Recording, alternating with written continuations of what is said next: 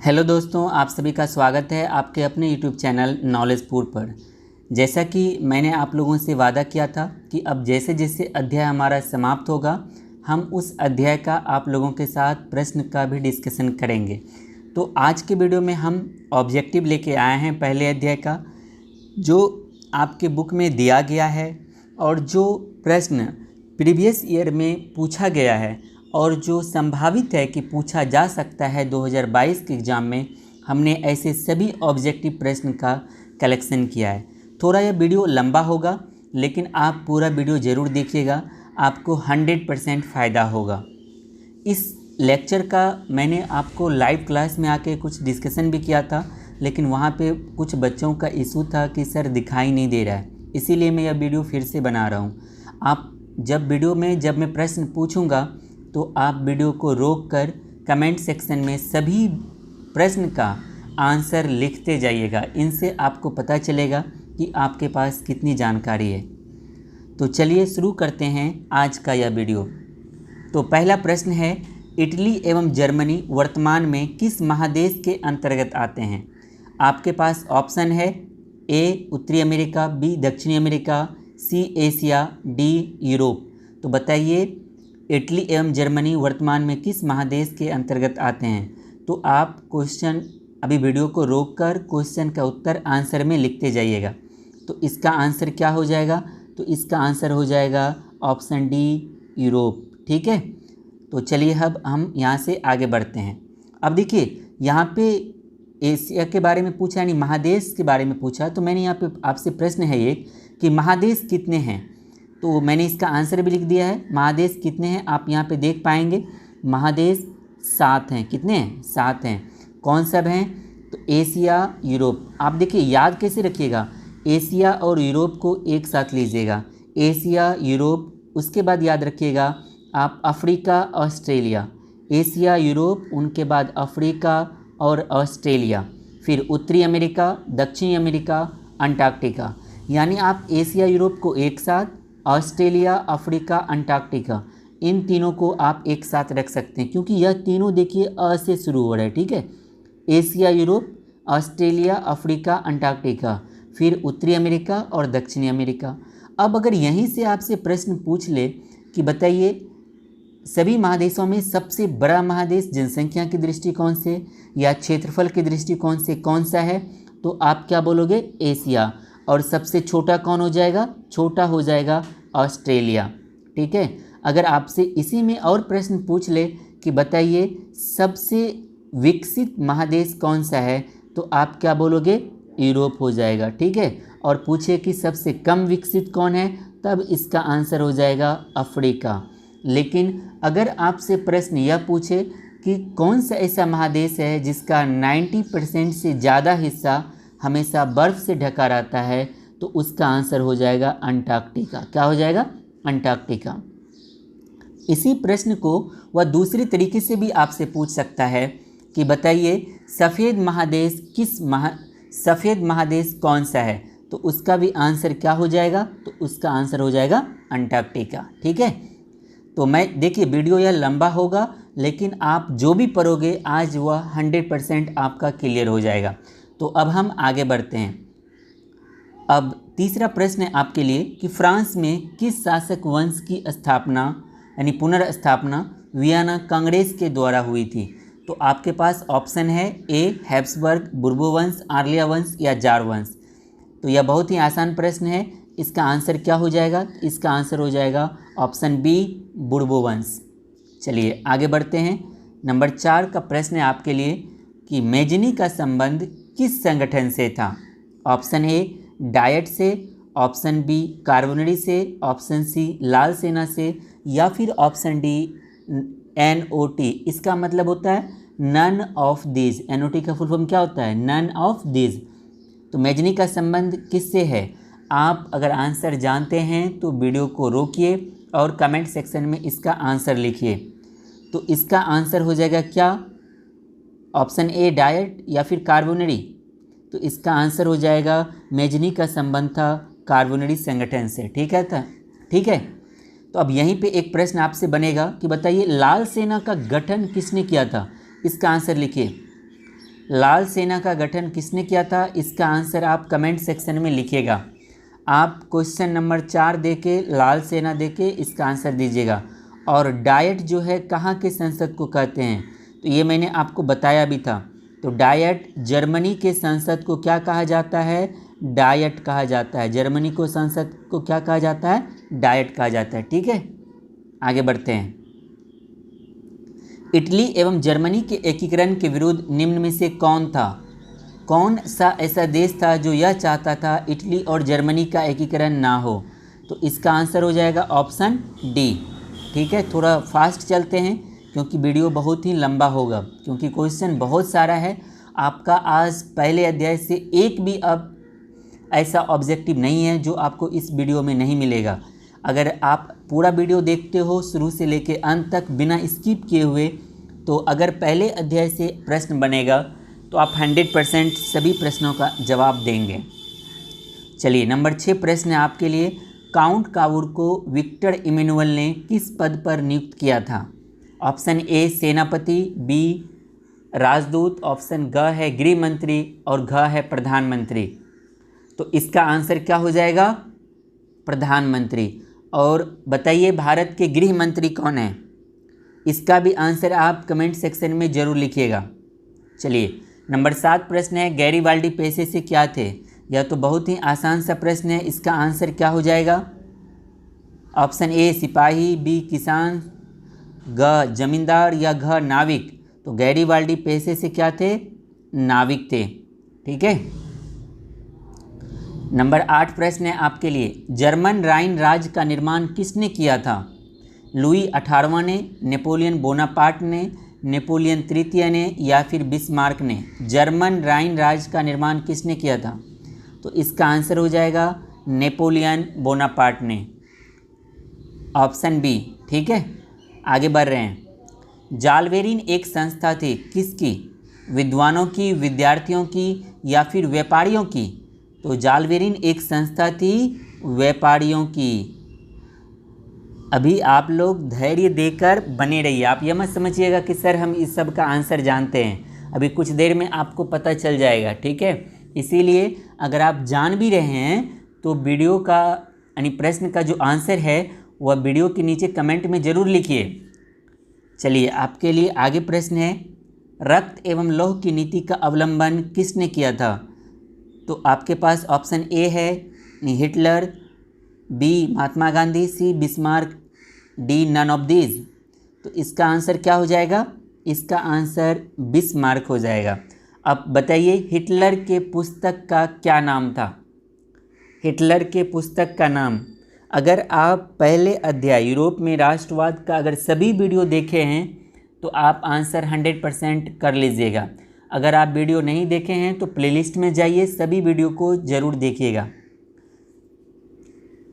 चलिए आगे बढ़ते हैं। फ्रैंकफर्ट की संधि कब हुई थी?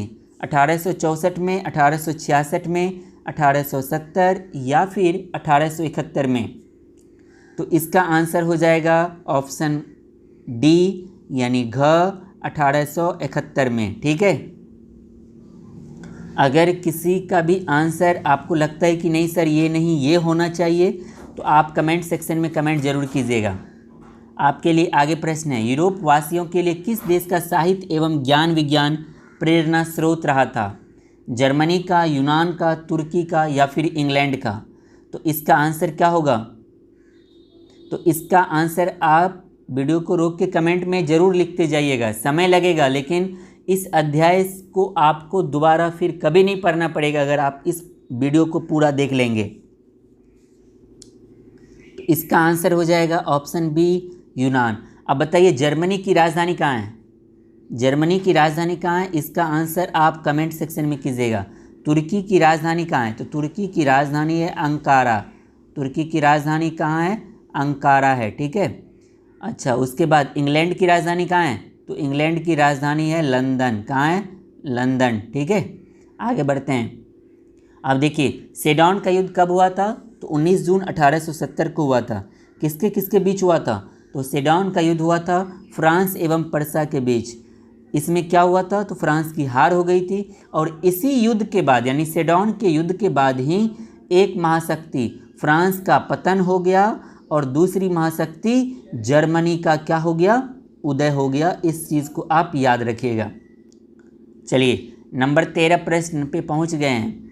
नंबर 13 प्रश्न है आपके लिए, 1829 ईस्वी की एड्रियानोपोल की संधि किस देश के साथ हुई थी? तुर्की के साथ, हंगरी के साथ, यूनान के साथ या जर्मनी के साथ? तो इसका आंसर हो जाएगा ऑप्शन क, तुर्की के साथ। हंगरी की राजधानी बुडापेस्ट है, हंगरी की राजधानी बुडापेस्ट। यूनान की राजधानी है एथेंस, यूनान की राजधानी कहाँ है? एथेंस है, ठीक है। और जर्मनी की राजधानी तो आपको कमेंट सेक्शन में कमेंट करना है। आगे प्रश्न है आपके लिए 14 नंबर का प्रश्न, सेडोवा का युद्ध किन के बीच हुआ था? जर्मनी एवं फ्रांस के बीच, प्रसा एवं ऑस्ट्रिया के बीच, फ्रांस एवं ब्रिटेन के बीच या इनमें से कोई नहीं? सेडोवा का युद्ध तो यह हुआ था किसके बीच? फ्रांस एवं जर्मनी के बीच या प्रसा एवं ऑस्ट्रिया के बीच? तो यह लड़ाई लड़ी गई थी किन के बीच? किसके बीच लड़ी गई थी? यह प्रसा एवं ऑस्ट्रिया के बीच, ठीक है। आगे बढ़ते हैं। जर्मन का संसद का क्या नाम है? अभी कुछ देर पहले ही बताए थे आपको। तो इसका आंसर क्या हो जाएगा? Option C, diet. क्या हो जाएगा? इसका आंसर डाइट हो जाएगा। चलिए 16 नंबर का प्रश्न, फ्रांस में क्रांति कब हुई थी? तो फ्रांस में क्रांति हुई थी कब? 1773 में, 1776 में, 1830 में या फिर 1789 में? तो इसका आंसर हो जाएगा ऑप्शन डी, 1789 ईस्वी में। देखिए 1773 ईस्वी में क्या हुआ था, इसका आंसर बताइए आप। 1773 में तो यहाँ पर इसी समय अमेरिका में प्रथम अमेरिका का जो लड़ाई था ना, वहाँ पे आज़ादी को लेकर वह शुरू हो गया था। और 4 जुलाई 1776 ईस्वी को अमेरिका आज़ाद हो गया था। तो मैंने कुछ ऐसे ऑप्शन रखे हैं सभी में कि जिनसे आपका और क्वेश्चन जो बन सकता है आने वाले अध्याय में वह भी आपका क्लियर होते जाए। 17 नंबर का प्रश्न है, जुलाई 1830 ईस्वी की क्रांति के समय फ्रांस का राजा कौन था? यानी जब 1830 ईस्वी की क्रांति हुई थी फ्रांस में, तो उस समय राजा कौन था? चार्ल्स चतुर्थ, नेपोलियन या फिर चार्ल्स दसम या फिर इनमें से कोई नहीं? आंसर वीडियो को रोककर आप कमेंट में ज़रूर लिखिएगा। तो इसका आंसर हो जाएगा क्या? चार्ल्स दसम। आगे बढ़ते हैं। यंग इटली की स्थापना किसने की थी? तो यंग इटली की स्थापना किसने की थी? नेपोलियन ने, बिस्मार्क ने, हिटलर ने या फिर मेजनी ने? यंग इटली की स्थापना किसने की थी? तो यंग इटली की स्थापना मेजनी ने की थी। और यंग यूरोप का भी स्थापना याद रखिएगा किसने किया था? मेजनी ने किया था। कब किया था? 1834 ईस्वी में। और मेजनी ने ही यंग इटली की स्थापना कब की थी? 1831 ईस्वी में। इस चीज़ को आप नोट कर लीजिएगा। आगे बढ़ते हैं। मेजनी का संबंध किससे है? नाजी पार्टी से, कार्बोनरी से, कांग्रेस से या फिर इनमें से कोई नहीं? तो इसका आंसर क्या हो जाएगा? तो इसका आंसर हो जाएगा मेजनी का संबंध था किससे? कार्बोनरी से। अब बताइए नाजी पार्टी का गठन किसने किया था? तो इसका आंसर हो जाएगा किसने किया था? हिटलर ने किया था। नाजी पार्टी का गठन किसने किया था? हिटलर ने किया था। इस चीज़ को आप याद रखिएगा। अब यहीं पे बताइए कांग्रेस का गठन कब हुआ था? कांग्रेस का गठन कब हुआ था? 1885 ईस्वी में। कब हुआ था? 1885 ईस्वी में। किसने किया था? A.O. ह्यूम ने किया था, ठीक है। चलिए अब मिलान करने वाला है। अब ज़रा आप मिलान करके बताइए। मैंने बोला था ना कि आप लोग हड़बड़ाइए नहीं, प्रश्न बहुत सारा है। आप एकदम शांति से सभी प्रश्न को डील करने का प्रयास कीजिए। अब देखिए ऑप्शन एक तरफ A, B, C करके दिया गया है और दूसरी तरफ क, ख करके दिया गया है। तो अब बताइए इसमें से पहला मेजनी जो है, मेजनी किससे इनका मिलान होगा? मेजनी एक तरफ है बिस्मार्क, हेगेल, विक्टर इमैनुअल और कोसूत। देखिए अगर आपको एग्ज़ाम में अगर मिलान करने वाला देगा ना, तो आप वहाँ पे ध्यान रखिएगा कि सबसे पहले आप उसको मिलाइएगा जिसके बारे में आप 100% श्योर हैं, ठीक है। तो इसमें देखिए मेजनी के बारे में आप कंफ्यूज हो सकते हैं, बिस्मार्क के बारे में अगर कंफ्यूज हैं, हेगेल, विक्टर इमैनुअल कोसूत, तो आप किसी न किसी के बारे में 100% जानते ही होंगे। तो आप उनको पहले मिलान कर दीजिएगा जिनको आप जानते हैं। जैसे देखिए मेजनी, तो मेजनी कहाँ का था, तो आप बोलिएगा सर मेजनी तो इटली का था, तो मेजनी को इटली के साथ मिला दीजिए। अब बोलिएगा अब बिस्मार्क है, तो बिस्मार्क के बारे में आप जानते ही हैं, तो बिस्मार्क कौन था, बिस्मार्क तो सर जर्मनी का चांसलर था, तो ये इसके साथ मिल जाएगा। उनके बाद है हेगेल, हेगेल कौन था, तो आप देखिए ये दो अगर आप जान रहे थे मिला लिए ना, तो आप याद रखिए अगर 5 नंबर का पूछेगा तो ये 2 नंबर तो 100% आपका अब हो गया। अब आगे आप मिलाइए, हेगेल कौन था, तो आप बोलिएगा सर हेगेल जो था, हेगेल दार्शनिक था। विक्टर इमैनुअल कौन था, तो विक्टर इमैनुअल राजनीतिज्ञ था। और कोसूत तब ये मिल जाएगा किससे, ये हंगरी का एक राजनेता था। तो आप इसको अच्छे से मिला लीजिएगा, ठीक है। अब हम आगे बढ़ते हैं यहाँ से।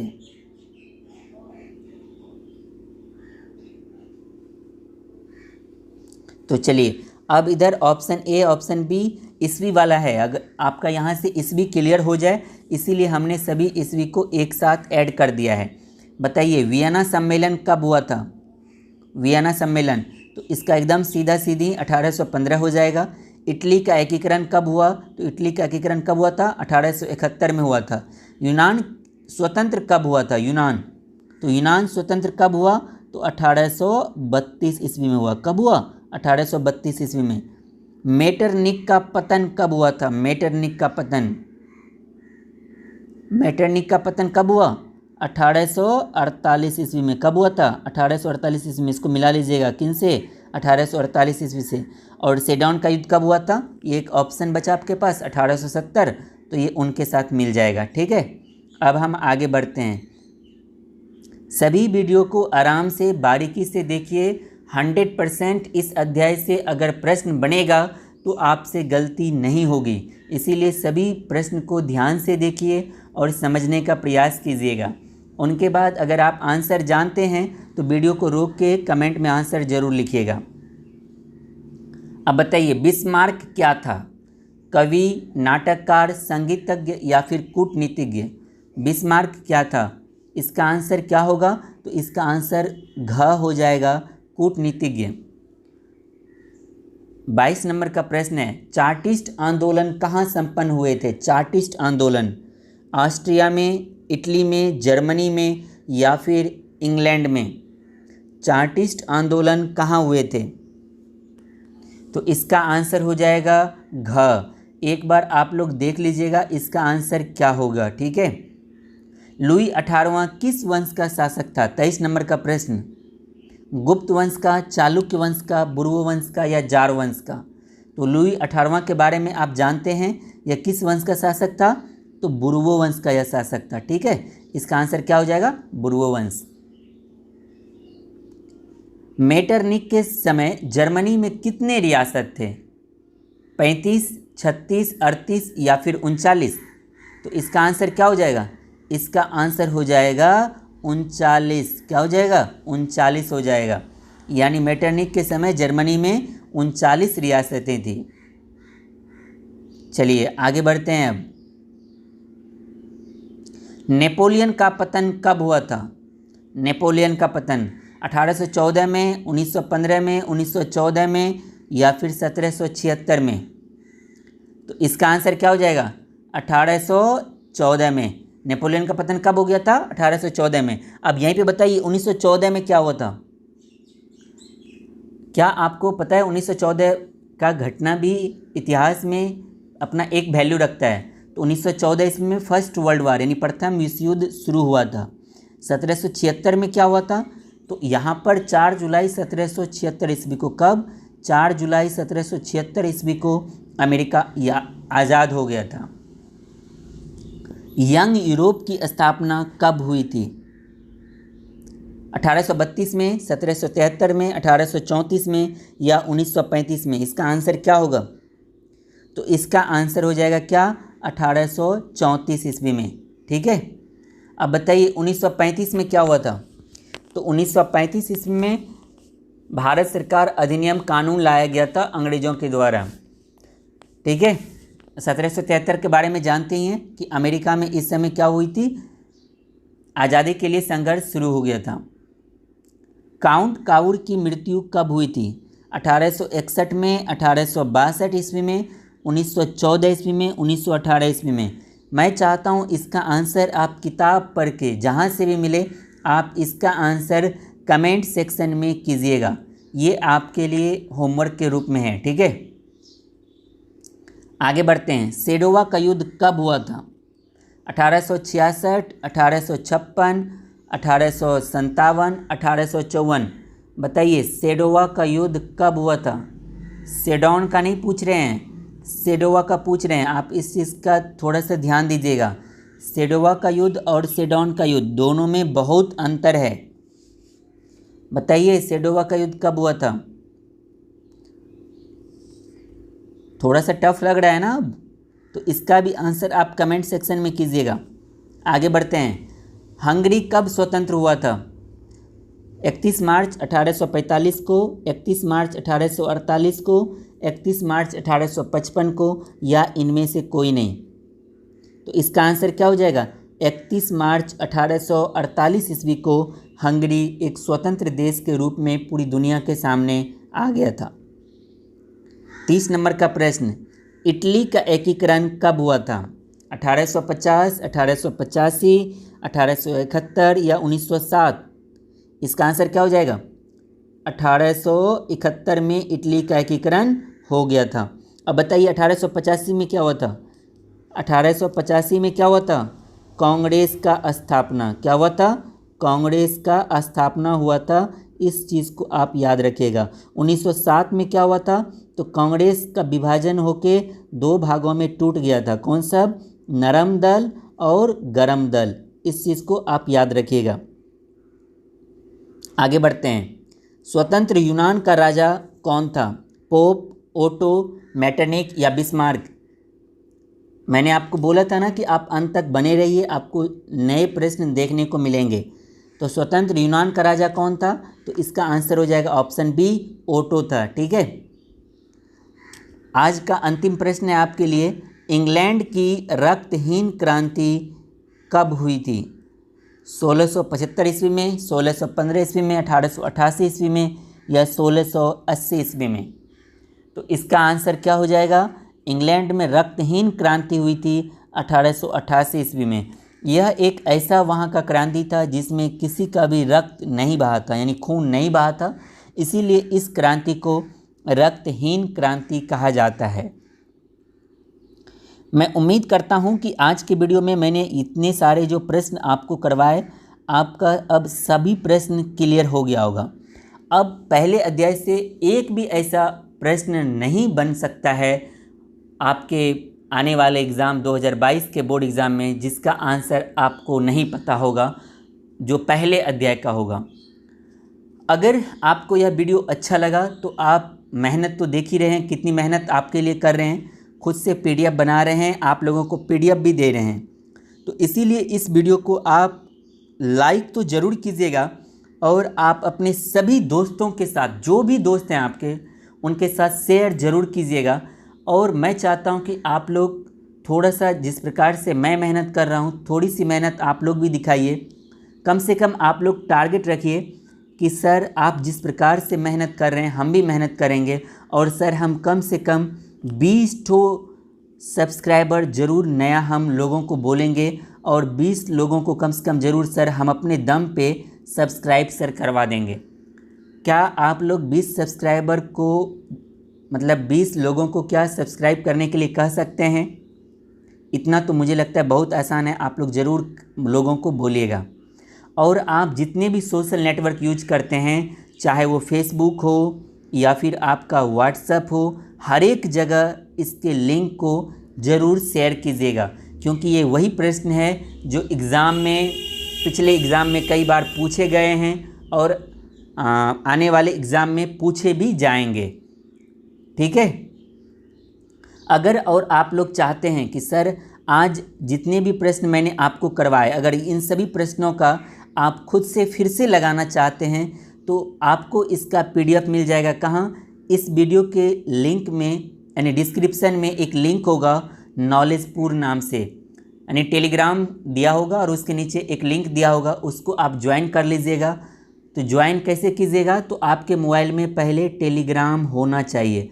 अगर आपके मोबाइल में टेलीग्राम नहीं है तो आप क्या कीजिए, प्ले स्टोर से टेलीग्राम को डाउनलोड कीजिए।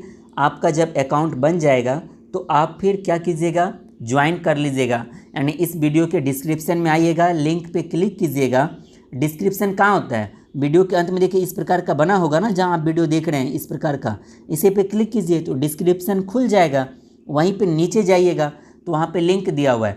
अगर लिंक से आप नहीं खोज पाते हैं तो आप टेलीग्राम पे सर्च कीजिएगा नॉलेजपुर अमन, ठीक है, नॉलेजपुर अमन, आपको ये सर्च करना, ये एक साथ ही हो जाएगा, ठीक है। ये सर्च कीजिएगा, आपको मिल जाएगा। नहीं तो आसान है, वीडियो के डिस्क्रिप्शन से वहाँ चले जाइए। उनके बाद अगर मैंने आप लोगों के रिक्वेस्ट पर स्पेशली सिर्फ 10 क्लास के बच्चों के लिए व्हाट्सएप पे भी मैंने एक ग्रुप बना दिया है, ताकि आप लोग खुद से भी डिस्कशन कर सको एक दूसरे के साथ। आपको जिस चीज़ की जानकारी नहीं है आप अपने सहपाठी से पूछ सकते हो। और उनके अलावा आप अगर चाहो तो वहाँ पे अपने डाउट को हमारे चैनल के जितने भी फैकल्टी हैं उनसे भी आप पूछ सकते हैं। तो इनके लिए आप क्या कीजिएगा, आप मैसेज कीजिएगा इस नंबर पर 62 0 48 94 1 62। इस पे हाय लिख के उनके बाद आप अपना नाम और आप किस शहर से हैं, यानी आप अपना सिटी, ये लिख के आप सेंड कर दीजिएगा। हम आपको फिर उस ग्रुप में ज्वाइन कर देंगे। तो मुझे उम्मीद है कि आज के वीडियो में मैंने आप लोगों को जो भी समझाया आप लोगों को समझ में आ गया होगा। अगर आपको समझ में आ गया तो आपका जो मैंने टारगेट दिया है कि आप कम से कम 20 लोगों को सब्सक्राइब करवाइएगा, तो हम ज़रूर, अगर आप लोग थोड़ा सा मेहनत कीजिएगा तो हम सभी सब्जेक्ट का आपको इसी प्रकार से PDF बना के हम तो आपको दे ही रहे हैं, थ्योरी का भी, अब हम क्वेश्चन का भी PDF प्रश्न का भी देते ही रहेंगे।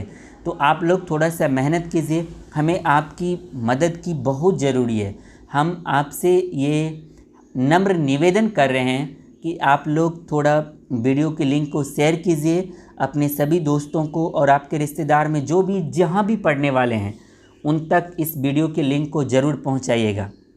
ठीक है, हम मिलेंगे अगले वीडियो में, तब तक के लिए जय हिंद, जय भारत।